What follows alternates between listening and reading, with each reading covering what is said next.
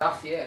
Just tell us about that. How enjoyable was that for the team? Very, very enjoyable. Obviously, momentum was well and truly in their sort of hands, but yeah, this 2020 cricket, I guess it can swing pretty quick, and then you get the crowd behind you like that, and yeah, obviously a bit of pressure goes back on them, and we cashed in. It was bloody awesome fun.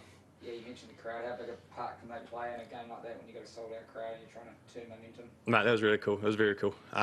Fair credit, there's a lot of Sri Lankans here, to be fair, so like atmosphere was pretty cool, and yeah, I guess the momentum swings are probably sort of personified. You know, you really get those momentum swings when you get that crowd behind you.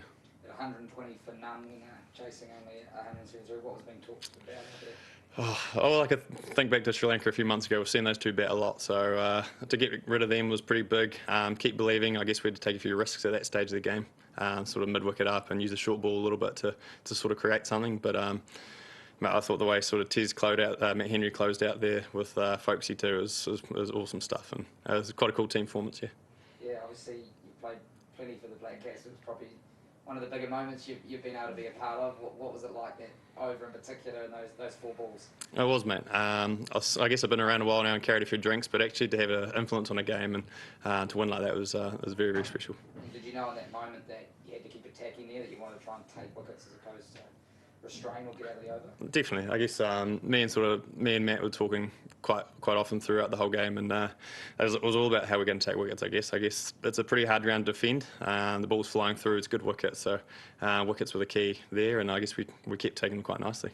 What did you think of the total on the board and how well Daryl and Michael did to put that on there? Yeah, mate, it actually looked pretty tough up top. I thought they bowled really well in the power play. They got the ball swinging, and some of their big nasties they looked pretty good. So for Beast and Daryl to come out like that and put that partnership together is pretty special. Yeah. Awesome. You mentioned carrying the drinks, like over this Test series as well. You have had a bit of time off the field. How satisfying is it to actually come out there and go bang on night 1 back in the BLACKCAPS? So good, mate. I played a Plank Shield game last week, and I felt so rusty. I was rusty. I didn't bowl that great at all. But to get out there and obviously put the performance out, and from ball 1 to sort of put it where I wanted to, it was pretty cool. And that sets up your series as well as the team series pretty well now that you can obviously pull it out when it counts. Yeah, for sure. Played a lot of cricket against these guys now in the last little while, and we also got a few young guys in there too. So it's pretty exciting stuff, and looking forward to the rest of it. Yeah. You mentioned those young guys. What does it say about the fight in this team? To have a lot of young guys coming in to be able to turn around. 100%. The way that Folksy closed out that last over, he obviously had a bit of a tough run those first few, and for 22, 23 maybe, he's got a seriously cool head on his shoulders, and to perform like that, he did the exact same in Sri Lanka. He's pretty clutch there too. So guys like that, I know you're going to see Robbo fire at some stage.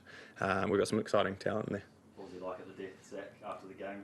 Was he sort of saying much? He's a very level-headed Cantabrian bloke, so yeah, no, he's pretty chill.